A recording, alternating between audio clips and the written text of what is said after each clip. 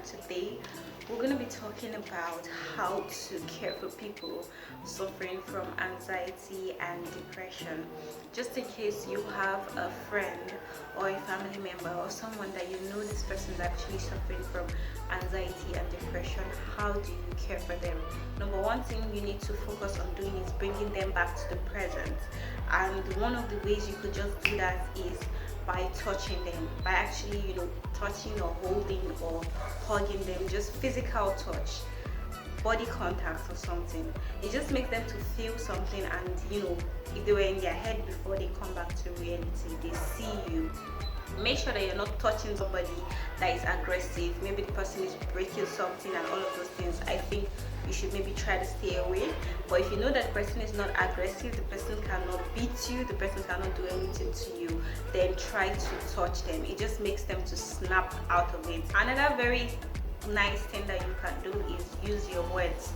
Words are very, very powerful, and wherever you see being in their mood or just thinking about stuff, trust me, they are actually having a conversation with themselves. They are already telling themselves bad things, so you need to tell them the positive side. They're probably not able to think about the positive side at that moment, so you saying it just makes their brain to start refocusing on that. So you can tell them that you're beautiful, you can do this, you're valued, everything is going to be all right, because sometimes they might not even communicate with you what is going on. So just say positive stuff that you know that whoever is in that situation, if they hear it, it's going to make them feel better. Tell them positive stuff. Another thing you can do with your words is that remind them of things that they should be grateful for. For all of us, we have things that we should be grateful for. For me, I'm grateful that I'm a Muslim. I'm grateful that I'm alive. I'm grateful that I'm healthy. I'm grateful that I have my family and my loved ones. I'm grateful, there are a lot of things that I'm grateful about. So you remind them, you tell them to encourage them to be more grateful. You can list out the things and tell them maybe like 5 things. It really helps to snap them out of that mood. Give them something to eat, maybe something sweet, something they like to eat. Just trying to bring them back to normal, because when you're eating something, you can taste it, you know what's happening currently, you know that it's not in your head, like you can actually taste the good stuff. So for someone like me now, I like junk food, and that's why you see a lot of girls, maybe when they are having their mood swing or their anxiety, or maybe they are sad and they are crying and all of those things, something sweet always calms them down. Maybe ice cream, shawarma, anything that is nice that they can munch on is also very good. And I encourage them to do is get them to do something that's going to make them active. Maybe working out and then taking a shower, or jogging, or going for a walk, or swimming.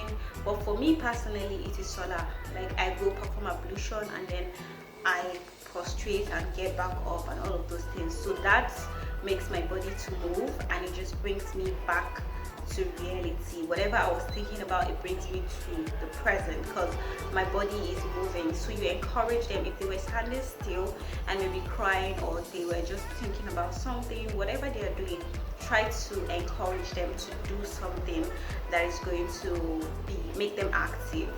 If you are enjoying this video, don't forget to like, subscribe and share for your own self.